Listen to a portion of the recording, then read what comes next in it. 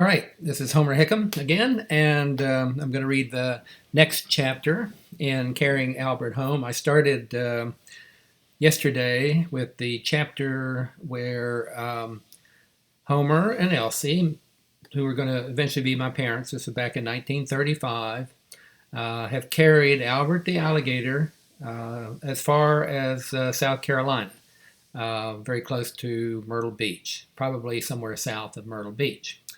Um, and so Elsie is very mad at Homer because he did not take up for her when she got cut out of the will of the very rich man she took care of as a nurse while Homer was a semi-pro baseball player. So I'm kind of starting in the middle of the book, but I thought this was kind of a fun chapter to read. I love the ocean and all that. You could tell by the picture in the back, which, by the way, I straightened. I got some complaints that the picture was crooked on the first time I read this through. Albert is the alligator that was given to Elsie by her former boyfriend, Buddy Ebsen. And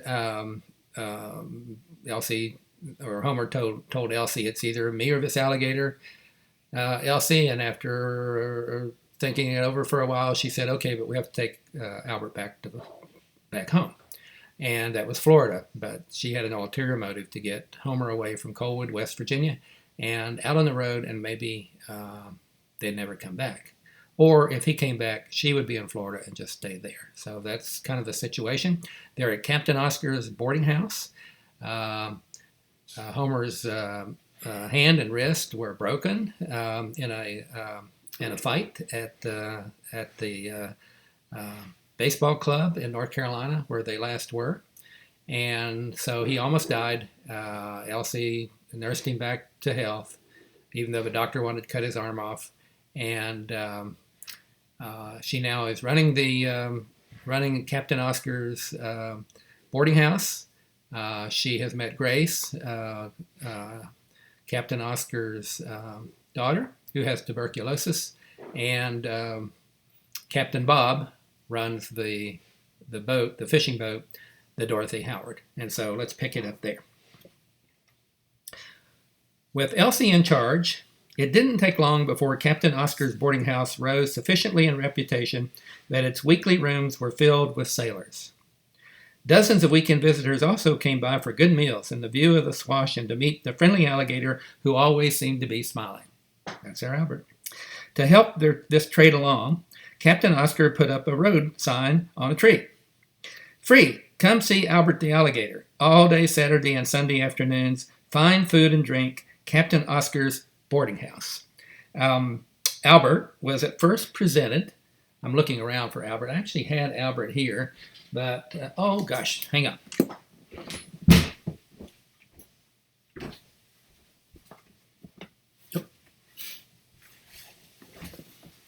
Albert got moved. Stop it, Albert. Stop it. Stop it. Stop. So this is this Albert is actually about the size Albert was. So just in case you wondered. So there you go. All right, Albert, take a break. All right, so Albert was at first presented in the front yard on a leash. But after some boys tried to pull his tail, Homer built a pen for him. Homer really liked Albert. Placing it in the shade of a willow tree. He also provided a water-filled bathtub discovered in an abandoned shed for the alligator to loll in as he wished. Law. When there were too many visitors crowding about, Homer sat protectively in a chair beside the pen and read a selection from Captain Oscar's library titled Moby Dick, a novel Homer found tedious but brilliant. Let's see, as an author, would I rather be... I'd rather be just brilliant without the tedious part. But then I guess more English teachers assign Moby Dick than Rocket Boys or Carrying Albert Home. We really ought to think about changing that, English teachers. I'm just saying, English lit teachers, American lit teachers. Got it? Okay, great. What do you think, Albert? Yeah. Leave me alone. I've got to read this. All right? Stop it. Okay. All right. So at times, the rooster shared the pen and pecked along Albert's back. Rooster has no name, by the way. We don't even know why this rooster is on this trip. When I wrote this book, My wife came tripping up the stairs. She got to read the chapters early and said, Homer, I don't understand why the rooster is in this book. Take him out. And I said, I don't understand why the rooster is in this book either. But he knows, and so I'm leaving him in there. And it turns out the rooster is one of the most popular characters in the whole book. We don't know why. We don't know who the rooster is. We have our suspicions. At times, the rooster shared the pen and pecked along Albert's back, keeping it free of parasites, but at other times chose to sit on Homer's shoulder, right, tucked next to his ear. Parents would sometimes tell their children Homer was Long John Silver, and the rooster was a parrot. Homer was patient with the visitors and willing to answer all the questions they had about Albert and whether he and the rooster were a pirate and a parrot. Got that? It looks funny on the page, trust me. These were confusing times for Homer. Though on the mend, he still got easily tired. He also liked the boarding house, but didn't like that Elsie only treated him with polite disdain. He knew partially why she was angry, having to do with what he had said to her about Mr. Feldman's will. That's the rich guy who left Elsie all his money and then the young wife. Yeah. So, but he still didn't think it was right that she received so much money from a man she wasn't related to. What he might do to return her favor, or if he ever would, he had no idea. Although he was aware that Captain Oscar was sharing a portion of the boarding house's net proceeds with Elsie, he knew it wasn't that much. Since he supposed that she still wished to continue to Florida, he thought he'd better find a job. One afternoon, after his cast was removed and fair movement had returned to his hand, and he felt his strength returning, he asked Captain Bob if he might be of some use. In what way? The surprised captain asked. Well, I could help you fish, Homer said. I have noticed that you take the Dorothy out to sea every day. Marley, the first and only mate, looked up from the deck he was mopping. I wish somebody would help us fish, she said. These days we can't seem to catch much of anything. Captain Bob thought a bit, then said, $1 a day, take it or leave it. But you won't do any fishing. You'll cut up bait, bait the hooks, scrub the decks, polish the bright-work, and do whatever else I or Marley might require. Work days will last until everything is done to my satisfaction. If that's agreed, see you at sunup. Homer agreed and showed up at the dock with the rising sun. Thus began his fishing career. For 3 days, it consisted of hanging over the rail and feeding the fish with the contents of his stomach, and Captain Bob chose not to pay him on those days. But on the 4th day, Homer found his sea legs and got to work, chopping up bait and baiting hooks and scrubbing and mopping and polishing. Because of his obvious love of learning new things, coupled with a willingness to work hard, it wasn't long before he gained the grudging admiration of both captain and mate. He was even allowed to fish, although he didn't have much luck. On the 10th day of Homer being a fisherman, Elsie pleased him very much by voluntarily walking with him to the dock. She was wearing a bonnet, which gave her a winsome look like a little girl playing grown-up. Homer, enamored all over again with his wife, asked, "What are you doing today?" "Baking bread," she said, using one of Grace's recipes. "I have always wanted to be a baker." "I have yet to meet Grace," he confessed. "She stays holed up in that room of hers." "She is much too ill for casual guests," Elsie replied. Homer was wounded to be considered only a casual guest, but he let Elsie's comment slide.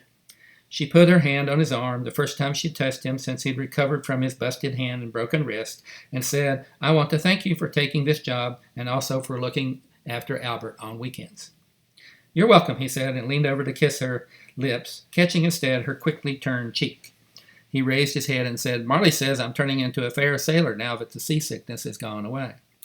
To his joy, Elsie smiled at him and put her hand on her bonnet as a freshening breeze swept across the swash. She gave Homer a quick peck on his cheek. "Away with you, sailor man." Homer looked fondly at his wife, then crossed the board that served as the Dorothy's gangplank.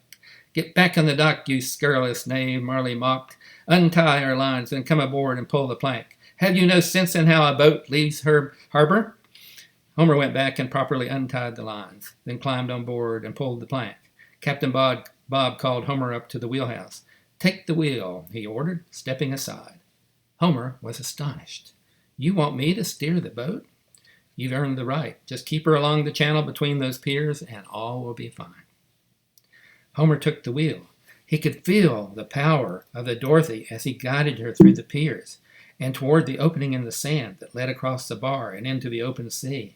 Give her a little more power, Captain Bob said as he approached the bar. The sea will slap you back if you don't. Sure enough, as Homer pushed the throttle lever forward, he felt the energetic pushback of the Atlantic. Beads of perspiration broke out on his forehead. Maybe you better take it, he said. Dorothy is a she, not an it, Captain Bob replied as he struck a match and fired up his corncob pipe. And you're doing fine. He clenched the pipe between his teeth and took a puff. Homer didn't feel like he was doing fine. He felt as if the fishing boat was slipping out from under his bare feet and that the sea was more in control of her than he. But then the waves gave the final hard slap, and he and the vessel were through the pass. Homer's delight manifested itself in a grin, and for the briefest of moments, he was nearly content. I'll take her now, Captain Bob said. Go cut up bait. Homer walked astern and opened the chest holding squid and octopus. He took a fish knife and began to cut them into small squares for the multiple hooks that would go down once they found a spot to drop anchor. When Captain Bob found the spot, Marley threw out a line to see if it was any good. He got a bite, reeled in a small snapper, and Homer tossed out a buoy to mark it, then began to put out all the rods and reels and lines. At the end of the day, the catch was one grouper, one wahoo, and 3 snappers. Scarcely worth the gasoline, Captain Bob griped as he aimed the bow toward shore. On the way in, Homer took a moment to admire the richness of the sky as the sun set in a wash of blazing pinks and blues and purples and yellows, unlike any he had ever seen. Marley handed him an iced bottle of beer. Homer didn't much like beer, but he knew the gesture was meant in friendship, so he took it and drank with feigned pleasure. What are you thinking about, Homer? The first mate asked. Refraction, Homer said. That's what causes the colors in the sky. Marley shoved his gnarled hand up under his cap and gave his head a good scratch. Then you ain't thinking about nothing, he concluded. At least nothing that makes any kind of sense to be thinking about. Homer sipped his beer. What do you think about? First mate grinned. Women, booze, a warm bed, a roof that don't leak, and fish. I envy you, Homer said, and meant it. After the Dorothy was tied up and the fish unloaded and Homer was finished mopping the deck and cleaning the brightwork, Captain Bob said, Something's wrong with us. The other boats are catching fish, but we aren't. I think it's bad juju, Captain, Marley said. We got to change it. Juju? Homer asked. Luck, providence, what have you, Captain Bob answered. Homer was intrigued. How do sailors change their luck? Well, let me see, Marley said. There are quite a few ways, I suppose. Whistling aboard a boat causes bad luck, but touching your collar, if you have one, is supposed to change it back. Pigs and hens on boats are supposed to be good luck, too. Say, maybe we should take your rooster aboard. He seems to be a lucky fowl. Captain Bob said, The alligator seems the luckiest of all. Albert is lucky, Homer acknowledged. He came all the way to Colwood in a shoebox and was taken in by a woman who treats him better than most mothers treat their children. Well then, let's take him with us, Captain Bob proposed. Maybe he'll change our juju. It would be worth a try. Homer shook his head. I can't allow that. What if he got seasick? Captain Bob studied him. You really love that alligator, don't you? Homer laughed. I'm only Albert's chauffeur, and Elsie's. Later that evening, Captain Bob found Elsie frying potato pancakes using a recipe Grace had given her, and alternately minding a big bubbling pot of shrimp. I need to change our luck, he said. I would like to take Albert fishing. Elsie pushed back strands of hair from her sweaty face. No, she said, it's too dangerous. Your husband goes fishing with me. Is it too dangerous for him? That's his responsibility. Mine is Albert. Captain Bob smiled. I believe you to be the prettiest girl I have ever seen, bar none. What do you say about that? I say I'm married. That is but an excuse. You do not care for your husband. I've noticed the way you ignore him most of the time. That is none of your business. Ah, Captain Bob said with a nod, the confirmation. Well then, Elsie, here we are, the handsome young sea captain and the lovely young woman who finds herself unhappy on the beach and needing more, much more, of that which this seafarer is more than pleased to provide. He put his hand on her waist. Give me woman, wine, and snuff until I cry out, Hold enough! You may do so, sans objection, until the day of resurrection. For bless my beard, they I shall be my trinity. Really, Captain. Elsie pried his hand from her waist. Do you think my head is turned so easily? I mean, Keats? Who quotes Keats to a woman? That ancient reprobate of all the bards. Captain Bob took off his captain's cap and said, I was just testing the waters. I know other poems that might cause you to beg me to kiss you, but I recognize now is not the time or place. Such will come. In the meantime, I respectfully request that you please let Albert go aboard the Dorothy. Elsie shook her head. It will never happen. It is much too dangerous for my little boy. Now please remove yourself from my sight. Captain Bob laughed softly, then walked out of the kitchen, while Elsie furiously stirred the shrimp, muttering, Keats. That night in their tiny room, which was not much more than a closet with a door and a narrow bed, Homer asked, Where are we going, Elsie? Going? What do you mean? Are we going to Florida, or have you decided to stop here?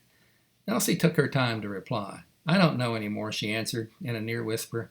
She turned her face to her husband. If I stayed, what would you do? I'm not a fisherman. Then you would leave? I didn't say that. I don't know what I'd do. I love the beach. I love the sea. I love everything about this place. Do you love... But Homer couldn't bring himself to finish the question he really wanted to ask. Instead, he asked, Do you love Albert?